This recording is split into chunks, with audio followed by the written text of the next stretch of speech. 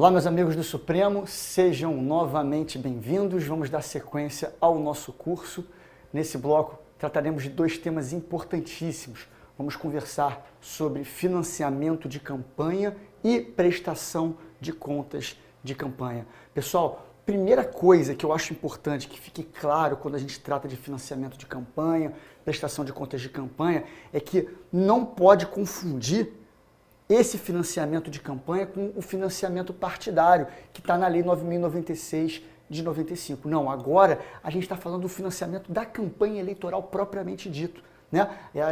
Tratar das normas de arrecadação e gastos de recursos para campanhas eleitorais. Gente, quero começar a falar com vocês sobre isso, trazendo o artigo 17 da Lei 9.504, né? Que traz que os partidos e candidatos têm responsabilidade sobre as despesas realizadas. Essa responsabilidade é uma responsabilidade autônoma do candidato e do partido. E não há como se reconhecer solidariedade entre eles, pelo menos em regra. Excepcionalmente, até tem o artigo 29, parágrafo 3º e parágrafo 4º da Lei 9.504 de 97, permite que o partido político, por decisão do seu órgão de direção nacional, ele assuma dívidas de campanha não quitadas pelos seus candidatos, passando a agremiação a responder solidariamente por esse débito, mas isso é uma exceção. A regra é responsabilidade autônoma de partidos políticos e candidatos. Tranquilo, pessoal? Pois é.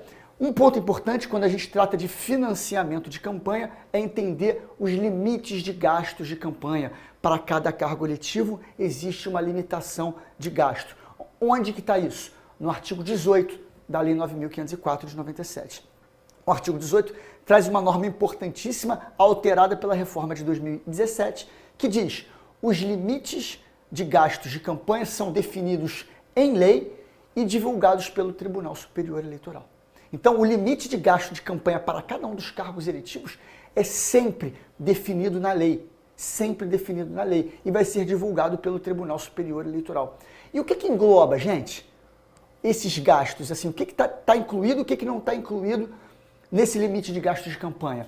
Essa definição está no 18A e no 18A, parágrafo único. Tá? O 18A fala que serão contabilizados nos limites de gastos de campanha todas as despesas efetuadas pelos candidatos e as efetuadas pelos partidos que puderem ser individualizados. Ou seja, toda despesa de campanha que puder ser individualizada, seja de partidos políticos, seja de candidatos, né, tudo aquilo que está entrando como recurso para a campanha eleitoral, podendo ser individualizada, está dentro desse limite de gasto de campanha.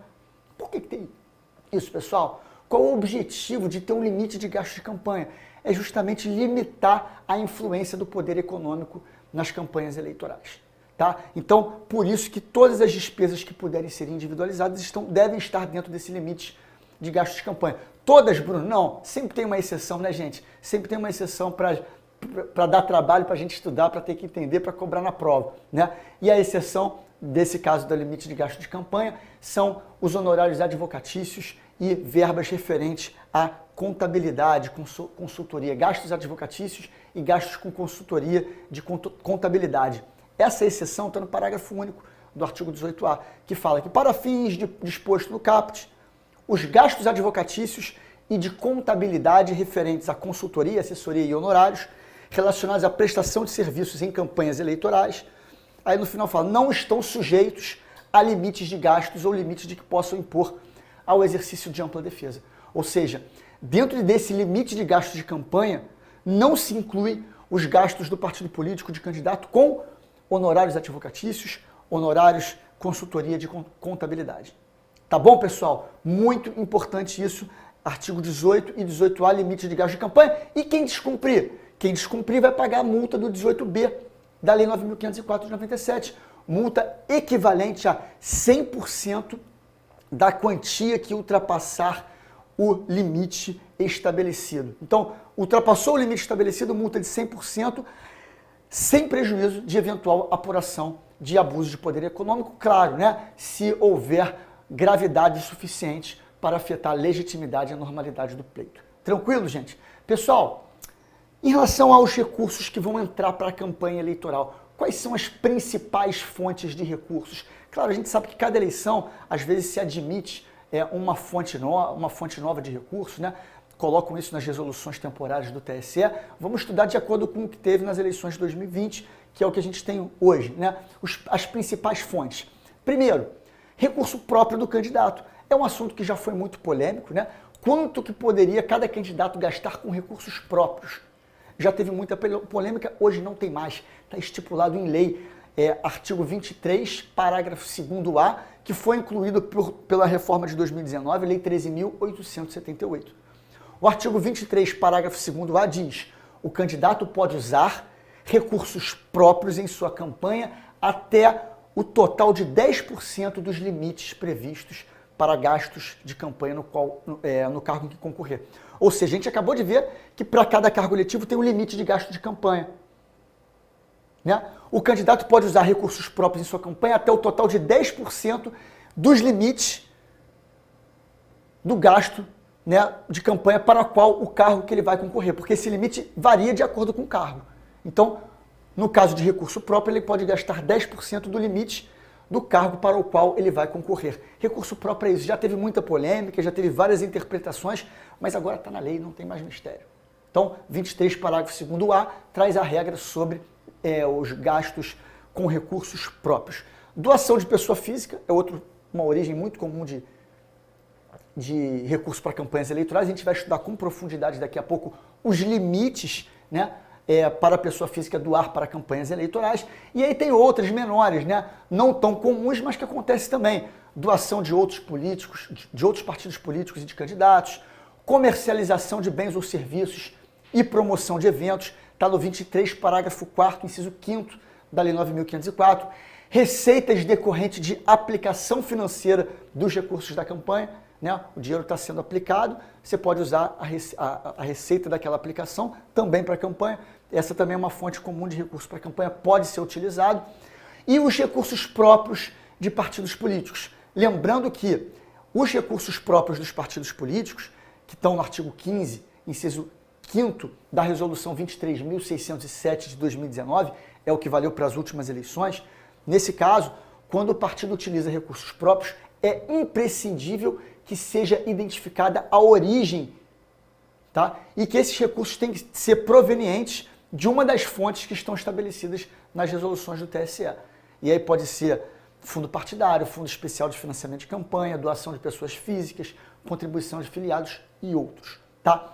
Quero chamar a atenção aqui para vocês, acho um ponto importante da gente tratar da matéria, dentre esses fundos, né?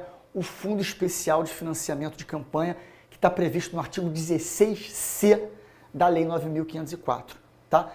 A gente sabe que, pouco tempo atrás, foi proibida a doação de pessoas jurídicas para campanhas eleitorais. Elas ficaram totalmente proibidas, doação de pessoas jurídicas para campanhas eleitorais e também para partidos políticos.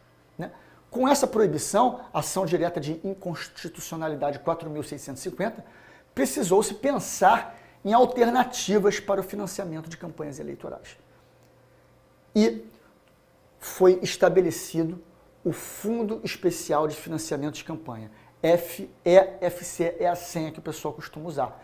E esse fundo, ele acentua a tendência de um modelo de financiamento de campanha público. Financiamento público de campanha, tá? O 16C Caput fala o seguinte: o Fundo Especial de Financiamento de Campanha é constituído por dotações orçamentárias da União em ano eleitoral. Então, a constituição desse fundo é de dotações orçamentárias da União em ano eleitoral.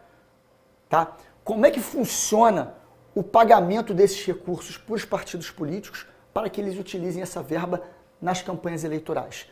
O 16C, parágrafo 2º, explica, fala: o Tesouro Nacional depositará os recursos no Banco do Brasil, em conta que ficará à disposição do Tribunal Superior Eleitoral, até o primeiro dia útil do mês de junho do ano do pleito. Então, o Tesouro deposita na conta especial, que fica no nome lá do TSE, até o primeiro dia útil de junho do ano das eleições. E o dinheiro vai ficar à disposição do TSE. O TSE, por sua vez, repassará essa verba aos partidos políticos, obedecendo os critérios que estão estabelecidos pelo artigo 16D da Lei 9.504 de 97 e também os critérios que estão sempre colocados nas próprias resoluções do Tribunal Superior Eleitoral. Tá? Então, para 2020 foi na resolução 23.605 de 2019. Sobre esse dinheiro, quero fazer só mais um adendo, né? Como a gente viu, o Tesouro passa para o TSE, para uma conta, e o TSE repassa para os partidos políticos na forma do 16D. E se o partido político não quiser, a gente sabe que tem partidos políticos aqui do Brasil que não utilizam verbas, esse modelo de financiamento de campanha público, né? Como é que isso funciona? A previsão está no 16C, parágrafo 16, que diz que os partidos podem comunicar ao Tribunal Superior Eleitoral até o primeiro dia útil do mês de junho a renúncia ao Fundo Especial de Financiamento de Campanha. Aí vocês podem estar perguntando, poxa, se um partido não quer, esse dinheiro que iria para o partido X vai ser distribuído aos demais? Não, porque o parágrafo 16 termina exatamente assim: vedada a redistribuição desses recursos aos demais partidos. Esse parágrafo 16 foi incluído pela reforma eleitoral de 2019, Lei 13.877 de 2019. Então, gente, é isso que eu quero que vocês tenham em mente sobre o Fundo Especial de Financiamento de Campanha. É um modelo que veio em substituição à questão da doação das pessoas jurídicas, né, que passou a ser proibida. Então, pensou-se, o Brasil teve que tentar modelos novos de financiar a campanha. E o modelo estabelecido foi esse modelo de financiamento público e veio através do Fundo Especial de Financiamento de Campanha. Gente, falei sobre as principais fontes de recursos para campanhas eleitorais. Quero conversar com vocês agora sobre a doação de pessoa física. Dentre esses recursos que eu conversei com vocês, eu mencionei que pessoas físicas podem doar para campanhas eleitorais. Tem limite? Existe uma limitação para pessoas físicas fazerem doação para campanhas eleitorais? Claro que sim. E esses limites estão no artigo 23 da Lei 9.504 de 97. O caput do 23 fala: pessoas físicas podem fazer doações em dinheiro e estimáveis em dinheiro para campanhas eleitorais, obedecido o disposto nessa lei. Então, doação pode ser em dinheiro e estimável em dinheiro. Só que os limites para essas doações são diferentes em cada um desses dois casos. O parágrafo 1º traz o limite para a doação em espécie, doação em dinheiro mesmo. Tá? As doações e contribuições de que trata este artigo ficam limitadas a 10% dos rendimentos brutos auferidos pelo doador no ano anterior ao ano da eleição. Então, no caso de doação em dinheiro por pessoa física, o limite é de 10% dos rendimentos brutos auferidos no ano anterior. E no caso de doação estimável em dinheiro, está no parágrafo 7º. O limite previsto no parágrafo 1º não se aplica a doações estimáveis em dinheiro, relativas à utilização de bens móveis ou imóveis de propriedade do doador, ou a prestação de serviços próprios, desde que o valor estimado não ultrapasse R$40 mil. Então, o limite de doação para doações estimáveis em dinheiro é de R$40 mil, tá? Por doador. Então, quais são os limites para a doação de pessoa física? 10% dos rendimentos brutos auferidos pelo doador, no caso de doação em espécie, ou R$40 mil, no caso de doação estimável em dinheiro. Faço só mais um detalhe aqui: o parágrafo 10 desse mesmo artigo 23 ressalva a questão, de novo, dos honorários advocatícios e honorários de contabilidade, né, prestação de serviços de advocacia e de contabilidade, tá? Falando que o pagamento efetuado por pessoas físicas, candidatos ou partidos em decorrência desses serviços, relacionados a serviços prestados nas campanhas eleitorais, não será considerado para aferição a esse limite previsto no parágrafo 1º. Então, o pagamento feito por uma pessoa física de serviços advocatícios não entra nessa limitação dos 10% auferidos no ano anterior ao ano da eleição. Tá? E também não constitui doação de bens e serviços estimáveis em dinheiro. Então, essa é a regra importantíssima do artigo 23, parágrafo 10 da Lei 9.504 de 97. E se extrapolar, pessoal? E se extrapolar? Estamos falando que a doação por pessoa física tem que obedecer a determinados limites legais. E se extrapolar, o que acontece? Existe uma representação por excesso de doação. Representação por excesso de doação ou por doação irregular, tanto faz, né? qual é o prazo para o ajuizamento dessa ação eleitoral? Até o final do exercício financeiro do ano seguinte ao ano da apuração dos valores doados. 31 de dezembro do ano seguinte ao da apuração dos valores doados. Onde é que está isso? Artigo 24C, parágrafo 3º da Lei 9.504 de 97. Esse é o prazo para o oferecimento da representação por excesso de doação. E quem é o juiz competente para julgar? Já teve muita discussão doutrinária, jurisprudencial a respeito desse assunto, mas hoje já está pacificado. Tá? Em todas as eleições, vem naquelas resoluções temporárias de que a competência para julgar essas representações por doação ilegal é do juízo eleitoral do domicílio civil do doador. Independente da natureza do pleito, pode ser pleito, eleição para presidente, eleição federal, eleição para prefeito, não importa. Tá? O juízo competente é o juízo eleitoral do domicílio civil. Por quê? Quem julga é a justiça eleitoral. Mas qual justiça eleitoral? Aí vai ser da zona correspondente ao domicílio civil do doador. Né? Aquela pessoa que vai responder por essa ação é sempre o doador. Tá? O rito processual aplica-se o rito da AIGE, Ação de Investigação Judicial Eleitoral, que está previsto no artigo 22 da Lei Complementar 64 de 90. E a sanção? Em caso de procedência dessa representação por excesso de doação, multa no valor de 100% da quantia em excesso.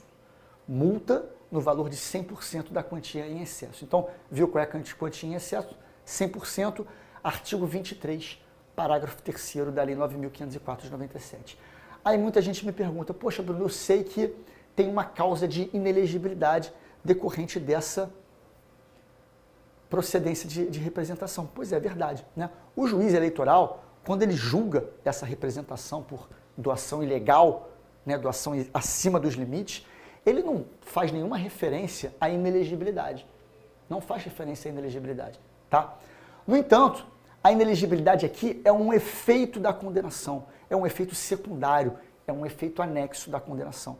Embora o juiz, na representação, na hora de sentenciar, ele não faça qualquer referência à inelegibilidade, esse doador condenado nessa representação por excesso de doação, caso ele queira concorrer a um cargo eletivo no futuro, se acontecer isso, ele querer concorrer a um cargo público eletivo no futuro, ele poderá ser considerado inelegível em razão de quê? Da causa de inelegibilidade prevista no artigo 1º, inciso 1º, a linha P da Lei Complementar 64 de 90.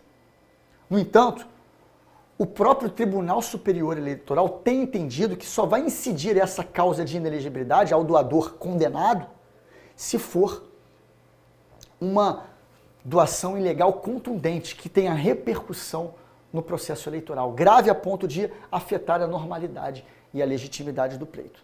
Tranquilo, gente? Então essa é a representação por excesso de doação, uma representação por doação ilegal, né? Quando a pessoa física doa acima dos limites permitidos pela legislação. Falamos então sobre os principais aspectos do financiamento da campanha, né? Como o dinheiro entra na campanha eleitoral. E agora eu quero conversar com vocês sobre a prestação de contas. Claro, né? Tudo que entra para a campanha e tudo que sai tem que estar registrado. E ele é registrado, né, na movimentação financeira dos candidatos e dos partidos políticos. E existe um procedimento de caráter jurisdicional através do qual candidatos e partidos políticos apresentam à Justiça Eleitoral o quê? Os valores que eles arrecadaram e como foi gasto aqueles valores, indicando o destino dos gastos eleitorais. Esse é o processo de prestação de contas. Lembro, mais uma vez, para vocês não confundirem essa prestação de contas de campanha aqui com aquela prestação de contas anual dos partidos políticos que a gente viu lá atrás, né? Por ocasião do processo quando a gente estava falando dos partidos políticos, financiamento partidário, aquele balanço contábil que é enviado anualmente à Justiça Eleitoral. Não, prestação de contas de campanha é outra coisa. Tá? É efetivamente o dinheiro que entra para gastar na campanha e o que foi efetivamente gasto na campanha, e essas normas de prestação de contas estão na Lei 9.504 de 97. Tá? E claro, nas resoluções que são expedidas todo ano pelo TSE. Existe esse processo E ao final, o que pode acontecer? A prestação de contas, essas contas de cada campanha de partido político ou de candidato, elas podem ser julgadas aprovadas, está no artigo 30, inciso 1º, da Lei 9.504, quando elas estiverem perfeitamente irregulares. As contas de campanha serão aprovadas pela Justiça Eleitoral. Elas podem ser aprovadas com ressalvas, ou seja, existem falhas na prestação de contas, mas são falhas que não comprometem a regularidade daquelas contas. São erros isolados que não contaminam o processo geral de avaliação daquelas contas de campanha. Então, nesse caso, as contas vão ser aprovadas com ressalvas. Falhas eventuais, isoladas que não contaminam o processo. Aprovação com ressalva, artigo 30, inciso 2. O artigo 30, inciso 3, fala das contas desaprovadas, quando verificadas falhas que comprometam a regularidade da prestação de contas. Tá? São falhas aqui substanciais, falhas que realmente impactam o quê? A avaliação das contas de determinado candidato ou de determinado partido político. Falhas substanciais aí vão gerar a desaprovação das contas de campanha. E por fim, as contas podem ser julgadas pela Justiça Eleitoral como não prestadas. Artigo 30, inciso 4º. Tá? Quando não apresentadas as contas após a notificação emitida pela Justiça Eleitoral ou diante da ausência de documentos mínimos necessários para a análise das contas. Então, nesses dois casos, as contas vão ser julgadas como não prestadas, ou seja, notificou o candidato ou partido político para prestar as contas, ele não apresentou, ele já tinha que apresentar, não apresentou espontaneamente, foi notificado, não apresentou, julga como não prestadas. Ou não trouxe aqueles elementos mínimos que permitem avaliar a prestação de contas, também as contas vão ser julgadas como não prestadas. Então, existem essas 4 possibilidades. Prestação de contas julgadas como aprovadas, aprovadas com ressalvas, desaprovadas ou não prestadas. Gente, a desaprovação e aprovação com ressalvas não tem nenhuma consequência, tá? A desaprovação de contas não tem efeito jurídico negativo sobre o candidato eleito. Qual é a providência que se tem a partir da desaprovação das contas de campanha? Adota-se aquela medida prevista no artigo 22 da Lei Complementar 9.504 de 97. Ou seja, remete-se aquele processo de prestação de contas ao Ministério Público Eleitoral e o Ministério Público Eleitoral vai avaliar, vai analisar e verificar sobre o eventual cabimento da representação do artigo 30A da Lei 9.504 de 97. É uma representação prevista justamente para quê? Para analisar, para verificar, para apurar arrecadação ilícita e gastos ilícitos de recursos de campanha. A gente vai falar sobre ela daqui a pouquinho, tá? Já a decisão que julga as contas como não prestadas acarreta ao candidato o impedimento de obter a certidão de quitação eleitoral até o final da legislatura, persistindo os efeitos dessa restrição até o efetivo momento em que ele prestar as contas. Então, essa é a consequência para o candidato. Para o partido político, tem outra consequência, a não prestação de contas, perda do direito de receber a cota do fundo partidário e do Fundo Especial de Financiamento de Campanha, se ele não prestar as contas, tá? Então, perda do direito ao recebimento da cota do fundo partidário e Fundo Especial de Financiamento de Campanha. Claro, aquilo vai valer para o partido político, tá? Para o órgão do partido político responsável pela não prestação de contas. Não vale para todos, tá? É só para o órgão que não prestou as contas de campanha. Ah, foi o órgão nacional? Fica para o órgão nacional. Foi só o órgão municipal? Fica só para o órgão municipal, tá? E também a suspensão possível, é uma outra sanção possível, a suspensão do registro ou anotação do órgão partidário após decisão com trânsito em julgado, precedida de processo regular que assegure ampla defesa. Gente, essa é uma segunda consequência que pode acontecer, não é sempre que acontece, se iniciar um processo perante o próprio Tribunal Superior Eleitoral de suspensão do registro e anotação do órgão partidário. Tem previsão no artigo 80, inciso 2 da Resolução 23.607 de 2019. Pessoal, sobre prestação de contas de campanha, era isso.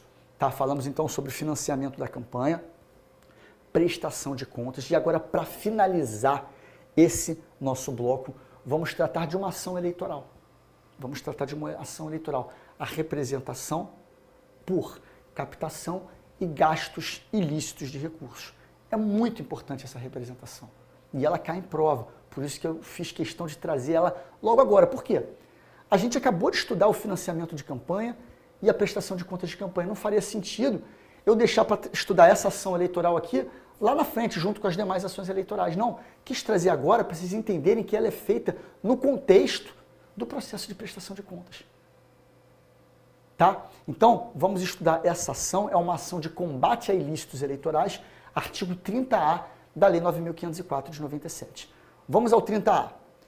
Qualquer partido político ou coligação poderá representar a Justiça Eleitoral no prazo de 15 dias da diplomação, relatando fatos e indicando provas, e pedir abertura de investigação judicial para apurar condutas em desacordo com as normas desta lei, relativas à arrecadação e gastos de recursos. Então, gente, tem duas hipóteses de cabimento aqui.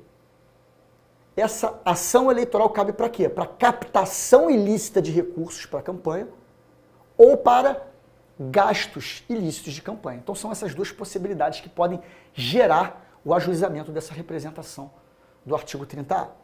Tá? Importante consignar, meus amigos do Supremo, que essa ação do 30A ela é autônoma em relação ao procedimento de prestação de contas e a qualquer outra ação eleitoral. Tá? O pessoal pode estar pensando assim, poxa, mas isso aí decorre do processo de prestação de contas? Olha só, é uma ação completamente autônoma ao procedimento de prestação de contas. Prestação de contas, cada partido, cada coligação, cada partido, cada coligação, cada candidato vai fazer o processo de prestação de contas, de campanha,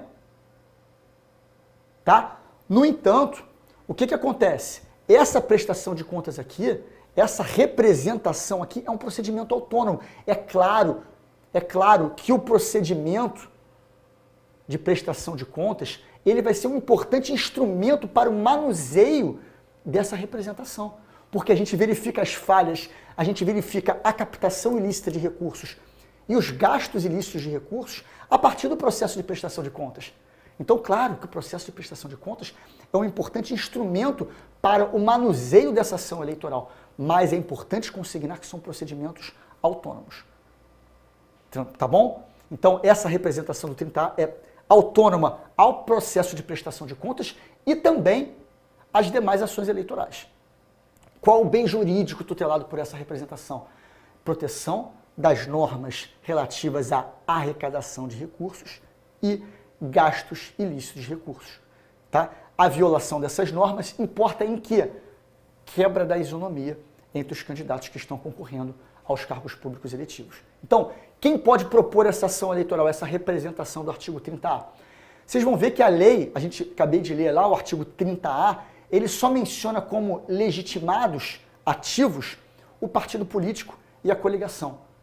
No entanto, o Tribunal Superior Eleitoral já tem entendimento pacificado de que o Ministério Público tem legitimidade para a propositura dessa representação prevista no artigo 30A, e nem poderia ser diferente. Né? Até porque quando verifica-se irregularidades, o próprio artigo 22 determina a remessa do processo de prestação de contas ao MP. Então, o MP tem legitimidade ativa para a propositura dessa representação do artigo 30A. No polo passivo, quem fica? O candidato que arrecadou ou gastou recursos de campanha de forma ilícita. É ele que fica no polo passivo, tá? Inclusive os suplentes, tá? Em pleitos majoritários, súmula 38, existe consórcio passivo, litisconsórcio passivo necessário entre o titular e o vice, ou o titular e o suplente, no caso de Senado. Tá? O artigo 30A, parágrafo 1º, diz que essa representação deve observar o trâmite, o procedimento previsto no artigo 22 da Lei Complementar 64 de 90, ou seja, o mesmo rito processual, procedimental da AIGE, Ação de Investigação Judicial Eleitoral, vai ser aplicado a essa representação do artigo 30A da Lei 9.504 de 97. E por fim, só para finalizar, quais são as sanções em caso de procedência dessa representação aqui, pessoal? Está no artigo 30, parágrafo 2º da Lei 9.504, que diz que será negado diploma ao candidato ou cassado, caso esse diploma já tenha sido expedido, já tenha sido outorgado. Então, é a negativa do diploma ou a cassação do diploma. Negativa do diploma ou a cassação do diploma. Vocês podem me perguntar, pô, Bruno, mas e a inelegibilidade? É uma sanção dessa ação? Não, não é. Tá? O juiz eleitoral ou o TRE, no caso de campanhas para cargos de deputado federal, ou o TSE, quando eles julgam essa representação do 30A, eles não vão mencionar se aplica-se ou não se aplica a inelegibilidade. Inelegibilidade não é sanção. Ela pode ser considerada, sim, um efeito secundário, um efeito anexo da procedência dessa representação. Ou seja, a pessoa que for condenada aqui pode, caso queira concorrer a um cargo público eletivo depois, incidir na causa de inelegibilidade prevista no artigo 1º, inciso 1º, a linha P da Lei 9.504 de 97. Desculpa, da Lei Complementar 64 de 90. Artigo 1º, inciso 1º, a linha P, a linha J, desculpa, da Lei Complementar 64 de 90. Tá? Essa é uma causa de inelegibilidade decorrente dessa condenação aqui.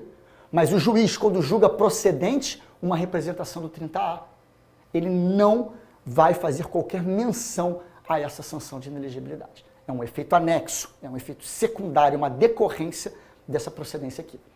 E nesse bloco falaremos sobre um tema importantíssimo, que é propaganda política. Propaganda política que é subdividida em outras modalidades de propaganda, né?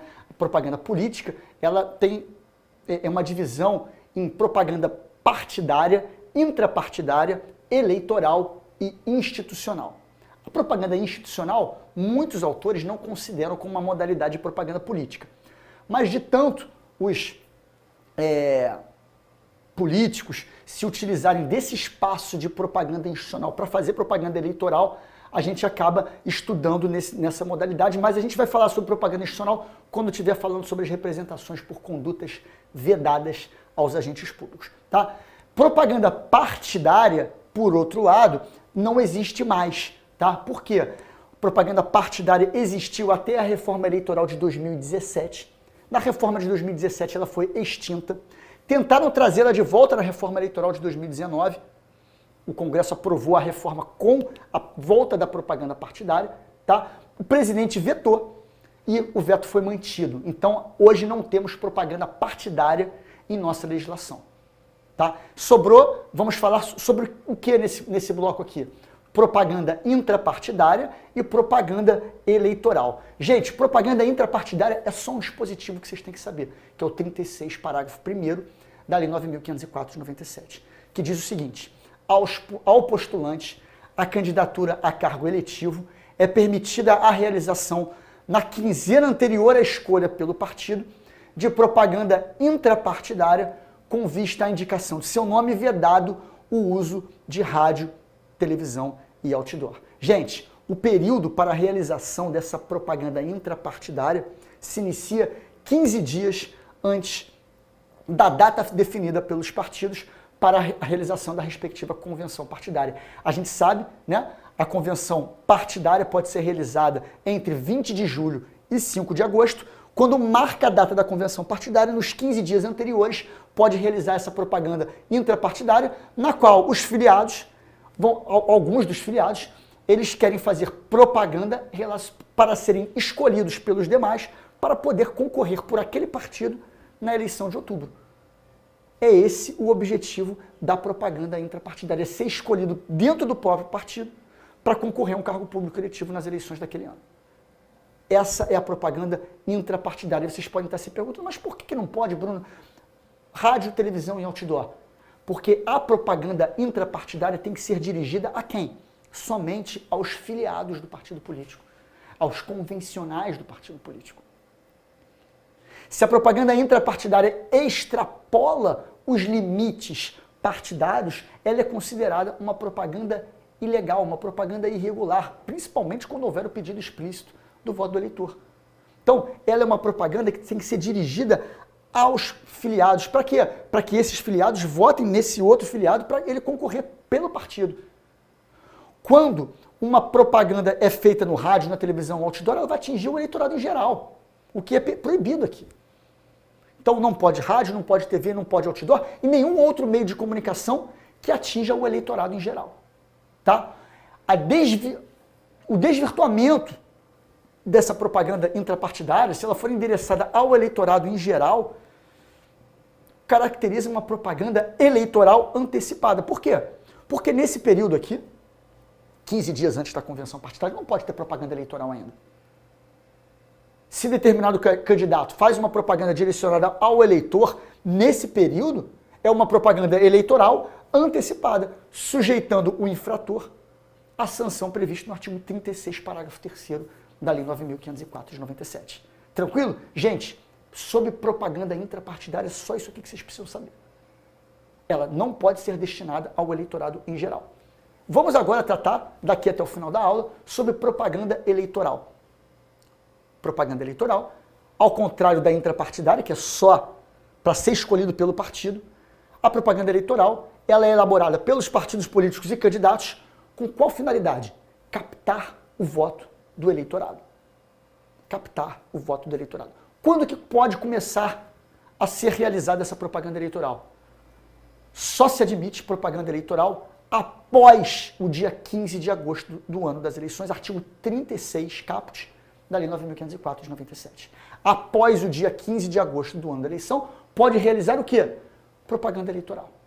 É uma data aleatória essa, gente? Não, não é uma data aleatória. A gente já viu, né? Até 15 de agosto do ano das eleições, os partidos políticos e coligações apresentam à Justiça Eleitoral o quê? Os requerimentos de registro de candidatura. Entende-se que, apresentados esses requerimentos à Justiça Eleitoral, eles podem fazer campanha, podem fazer propaganda após o dia 15 de agosto, o que significa a partir do dia 16. A partir do dia 16 de agosto do ano das eleições. E o prazo final, gente? A regra, véspera da eleição, artigo 39, parágrafo 9º da Lei 9.504 de 97. Então a regra é que termine no sábado, eleição no domingo sempre. A regra é que a propaganda termine no sábado à noite, véspera da eleição. Mas existem exceções a essa regra, duas principalmente. Propaganda, horário eleitoral gratuito, rádio e TV, artigo 47 caput, tem que cessar na antevéspera do pleito. Ou seja, sexta-feira é o último dia de propaganda no horário eleitoral gratuito. E a propaganda eleitoral na internet, que é a outra exceção. Por quê? Propaganda na internet pode ser realizada, inclusive, no dia do pleito. Admite-se propaganda eleitoral na internet no dia do pleito.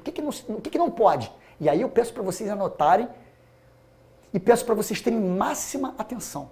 Artigo 39, parágrafo 5º, inciso 4º da Lei 9.504 de 97. Por quê? Publicidade, propaganda eleitoral na internet pode no dia do pleito? Pode. O que não pode?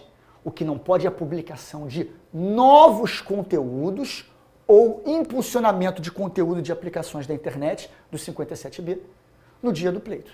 Porque isso vai constituir crime eleitoral praticado no dia da eleição. Artigo 39, parágrafo 5º, inciso 4º, acrescido pela reforma de 2017. E já caiu em prova e vai cair de novo. Todo mundo errou isso, já caiu na prova do Ministério Público de São Paulo, salvo engano.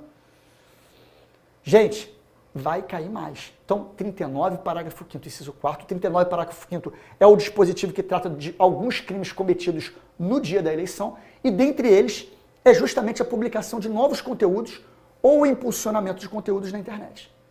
Beleza? Muita atenção. Pessoal, vamos falar um pouquinho sobre essa história de propaganda eleitoral antecipada.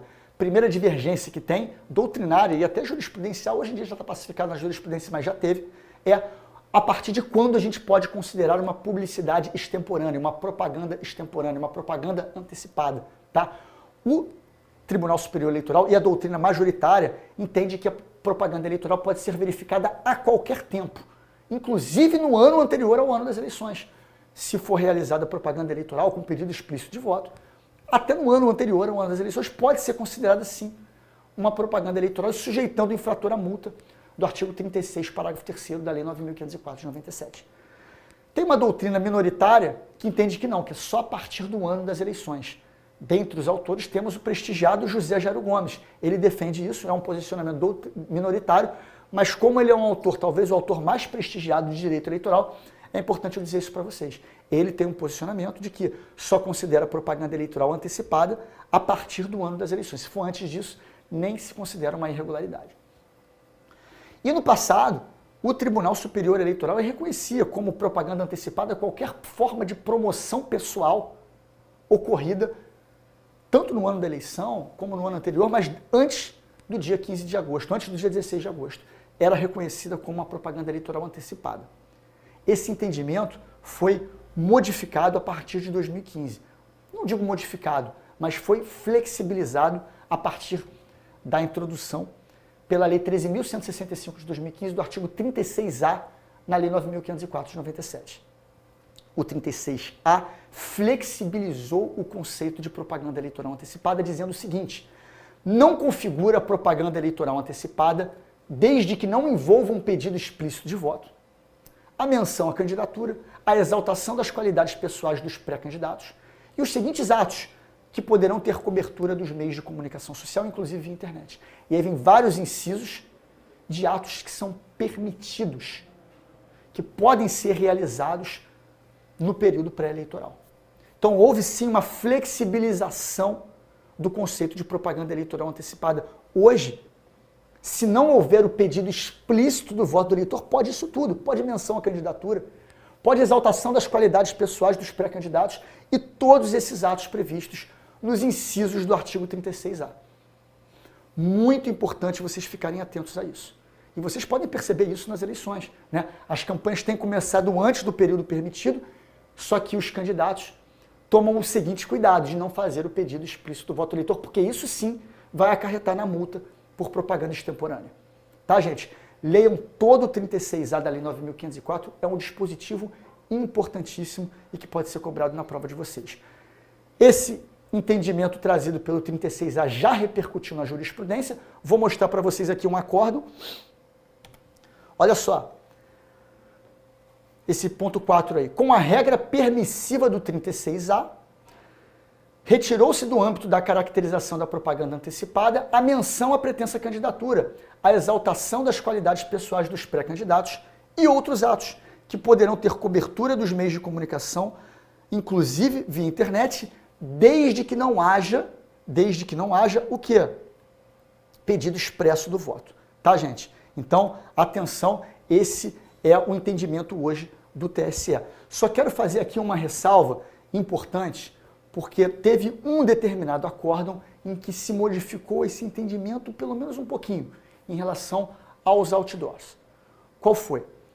Em abril de 2019, julgando uma situação ocorrida em Pernambuco, do TRE de Pernambuco, o TSE modificou parcialmente esse entendimento de que só vai caracterizar a propaganda se tiver o pedido explícito do voto do eleitor.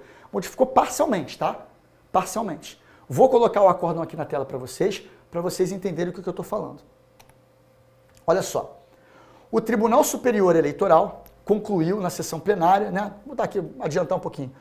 Considerou a propaganda eleitoral antecipada a publicação de outdoors em apoio a pré-candidato, ainda que sem pedido expresso de voto, com aplicação de multa de R$5.000. Tá?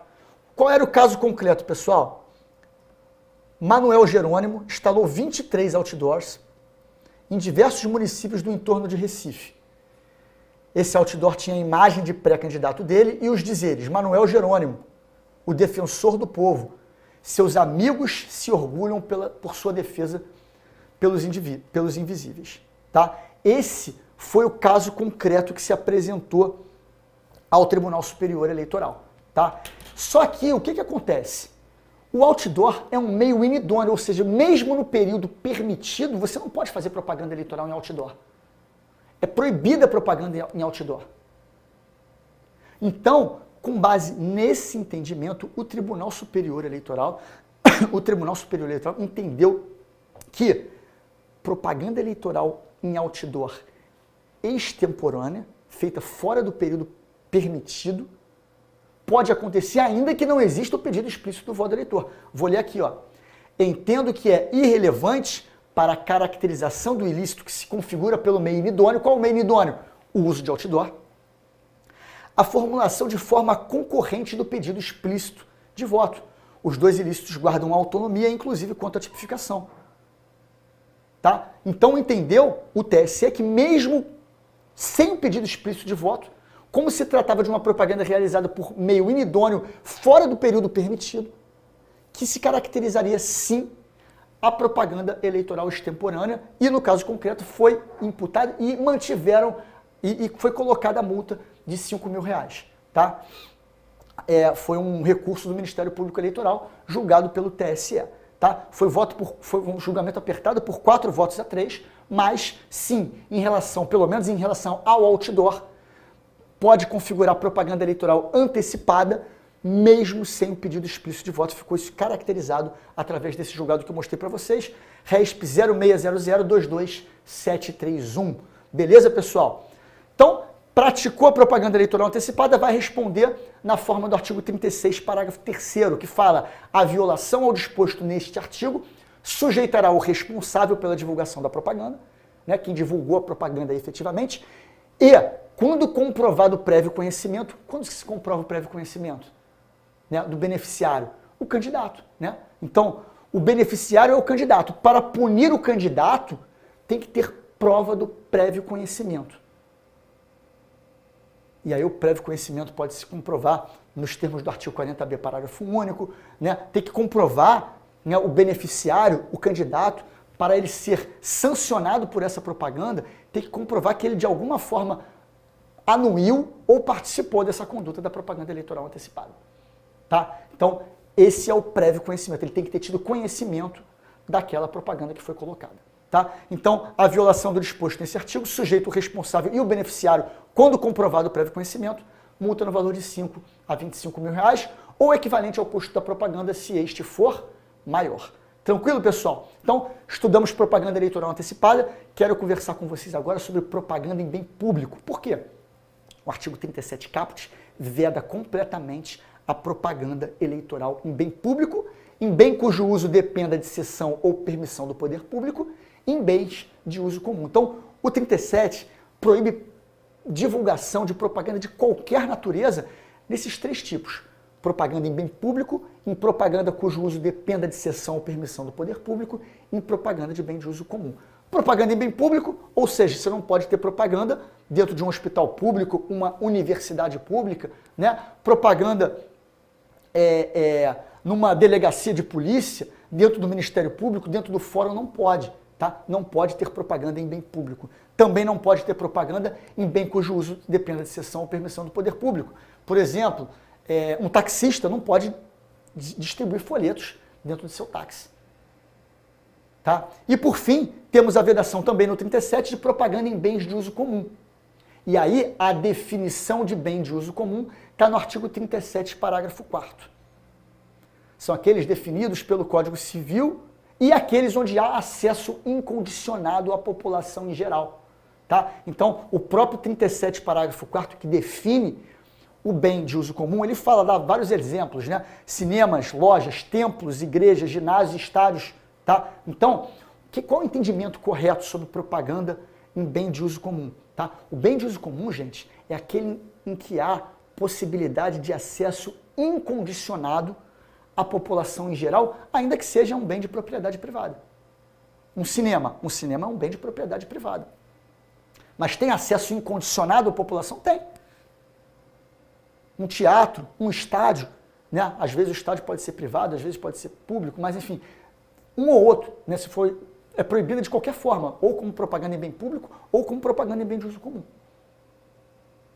Tá? O importante é que haja esse acesso incondicionado à população em geral, ainda que seja um acesso pago. O cinema, por exemplo, é um acesso pago. E nem por isso deixa de ser um bem de uso comum. É um bem de uso comum. Tranquilo, gente? Então não se exige que seja acesso gratuito. Se veicular propaganda em bem público, vai pagar a multa do artigo 37, parágrafo 1º. Se veicular propaganda em bem público, em bem cujo uso dependa de cessão ou permissão do poder público, em bem de uso comum, vai ter que pagar a sanção prevista no artigo 1º, né, que diz o seguinte: a veiculação de propaganda em desacordo com o disposto no caput sujeita o responsável após a notificação e comprovação, a restauração do bem. Ou seja, o 37, parágrafo 1º, ele não imputa diretamente uma multa a quem violar o 37 caput, em quem fizer propaganda em desacordo com o 37 caput. Ele determina que o infrator, após a notificação, restaure o bem, ou seja, retire a propaganda. Só isso. E aí ele prossegue. E, caso não cumprida no prazo, multa de 2 a 8 mil reais. Então, vejam como a lei é bem leniente aqui com o infrator, né, que pratica esse tipo de propaganda irregular. Porque ele fala o seguinte: sujeito responsável, após a notificação e comprovação, a restauração do bem. Somente vai incidir a multa se ele não cumprir no prazo a restauração do bem. Tá, gente? Então, existe um prazo praticamente para o cara poder cometer essa irregularidade. Se ele notificado tirar a propaganda que ele botou no bem público, ele não vai pagar multa, artigo 37, parágrafo 1º. Tá? Somente se ele não retirar que ele vai pagar multa. Entretanto, temos acórdãos interessantes sobre esse assunto. Eu trouxe um aqui de 2019, muitíssimo importante, que trata das infrações de caráter instantâneo. Vejam só, tá aí na tela para vocês. Ali, ó, aqui em cima primeiro. A despeito do artigo 37, parágrafo 1º, condicionar a incidência de multa ao prévio descumprimento de ordem de restauração do bem, o caso vertente revela situação excepcional. A distribuição em bens públicos de folhetos avulsos de propaganda a eleitores configura infração de caráter instantâneo, que afasta qualquer possibilidade de restauração do bem ou retirada da publicidade. E, precisamente por isso, torna-se despicienda para a incidência da multa a prévia notificação do responsável. O que é isso, pessoal? Poxa, quando o cidadão está fazendo entrega de folhetos de santinhos em bens públicos, é uma infração de caráter instantâneo. Você não tem como notificar ele para restaurar o bem. Então, nesse caso, torna-se despiciente, torna-se desnecessária a notificação dele para restaurar o bem. Não, já pode aplicar multa, porque trata-se de uma infração de caráter instantâneo. Por isso a importância desse acórdão. RESP 0605-16095. Tá? Vai estar no material que eu vou encaminhar para vocês. Não precisam se preocupar com decorar número de recurso especial eleitoral, não. Tá bom, gente? Então, importantíssimo, né? Uma regra especial em caso de propaganda em bem público de caráter instantâneo. Gente, prosseguindo aqui no nosso estudo, propaganda em bens particulares, temos um detalhe importante aqui para falar sobre esse assunto, porque a regra está no 37, parágrafo 2º, que diz que não é permitida a veiculação de material de propaganda em bens públicos ou particulares. Tá? E no inciso 2, fala qual é a exceção. O que pode, em termos de propaganda em bem particular? Adesivo plástico em automóveis, caminhões, bicicletas, motocicletas, janelas residenciais, desde que não exceda meio metro quadrado. É isso que pode, em termos de propaganda eleitoral, em bens particulares. Tá? Essa propaganda eleitoral em bem particular tem que ser espontânea e gratuita. É vedado qualquer tipo de pagamento em troca de espaço para propaganda eleitoral em bem particular. Tá? Ela é uma anuência do eleitor, né? É uma adesão voluntária do eleitor àquela campanha do candidato ou do partido político. Não pode haver cobrança por parte dele em troca de espaço para propaganda eleitoral em bem particular. Então tem que se obedecer essas regras em relação à propaganda em bem particular. Sob pena de, e aí que vem o problema. A redação anterior do 37, parágrafo 2º, da Lei 9.504 de 97, dizia que quem descumpria a propaganda eleitoral em bens particulares pagava a sanção do 37, parágrafo 1º, que é a sanção de propaganda em bem público, né? Não precisava nem obedecer aquele prazo de restauração do bem, não tinha nada disso. A súmula 48 do Tribunal Superior Eleitoral falava, ó, a retirada da propaganda irregular, quando realizada em bem particular, não é capaz de elidir a multa, ou seja, incidia a multa por propaganda irregular em bem particular, mesmo que o infrator retirasse a propaganda dali. O 37, parágrafo 2º, remetia ao parágrafo 1º e era aquela sanção também da propaganda em bem particular. Acontece que a reforma eleitoral de 2017, eles modificaram a redação do 37, parágrafo 2º e esqueceram de botar essa remissão da sanção ao 37, parágrafo 1º. E hoje, na nossa legislação, não temos uma expressa previsão de sanção pecuniária em caso de descumprimento, da propaganda eleitoral em bens particulares. Não tem uma sanção específica prevista na lei, com a alteração do 37, parágrafo 2º. E aí cada TRE começou a decidir de uma forma diferente. Alguns continuaram a aplicar a multa do 37, parágrafo 1º, sustentando a súmula 48 do TSE. Outros falaram, não tem sanção pecuniária, não tem multa. Não tem multa por propaganda irregular em bens particulares. Até que o assunto chegou aonde? No Tribunal Superior Eleitoral, e é exatamente esse acórdão que eu quero mostrar para vocês agora. Vamos lá. Esta Corte Superior, por unanimidade, deu parcial provimento ao recurso ante a demonstração de divergência jurisprudencial, tão somente para afastar a multa aplicada ao entendimento de que a nova redação do 37, parágrafo 2º, dada pela Lei 13.488 de 2017, não mais faz referência à possibilidade de se aplicar, com base no parágrafo 1º do mesmo dispositivo legal, sanção pecuniária em caso de propaganda irregular em bens particulares. Ressaltou o ministro Og Fernandes, a aplicação do enunciado sumular 48 não mais se mostra possível, tendo em vista clara preferência do legislador por edição de norma imperfeita destituída de sanção. E é isso, pessoal. Hoje, como não temos uma previsão expressa, uma previsão legal expressa de sanção pecuniária por descumprimento às normas de propaganda eleitoral em bens particulares, o TSE decidiu que não pode sancionar. Se não pode simplesmente aplicar a sanção do 37, parágrafo 1º. Segundo o TSE, foi o quê? Uma opção legislativa. Muito importante esse acórdão, está no informativo 7 de 2019 e está no material que eu vou encaminhar para vocês, tá? Importantíssimo vocês entenderem isso.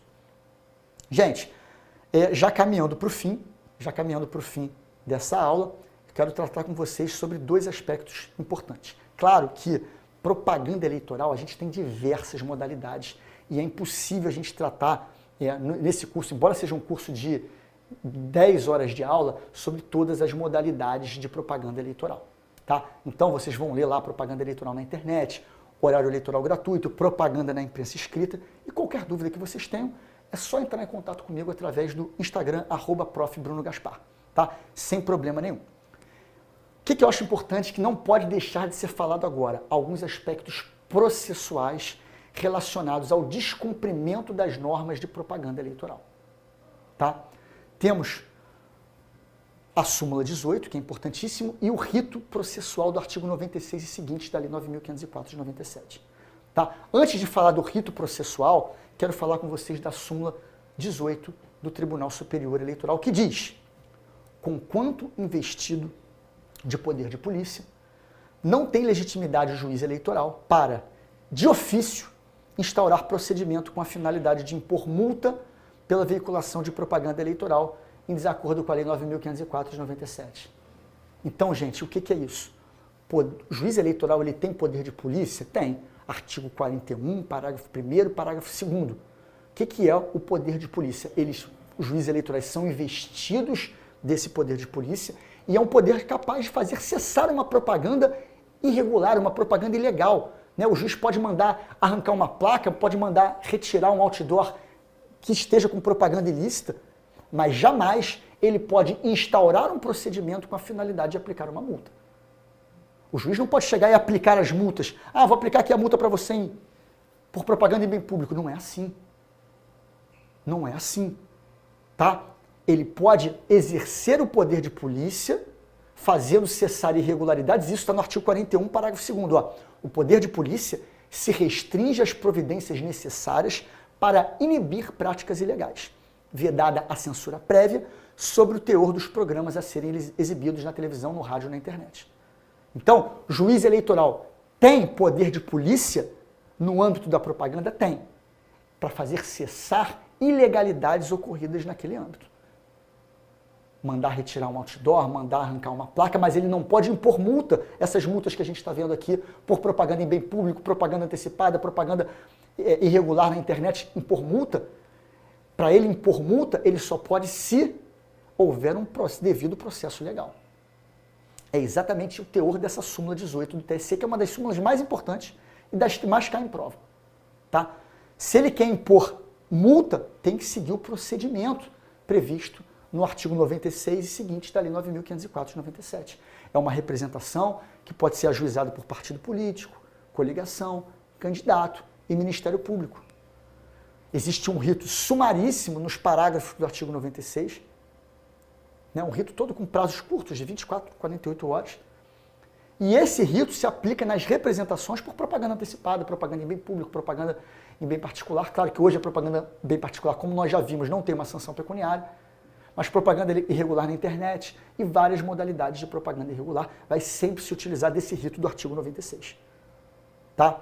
Essa é uma representação que deve ser ajuizada até quando? Até a data da eleição. É a data limite para o oferecimento de qualquer representação por propaganda eleitoral irregular. Tranquilo, pessoal? Então, é isso. Propaganda eleitoral irregular deve ser combatida através das representações seguindo o rito do artigo 96, que existe toda prova pré-constituída.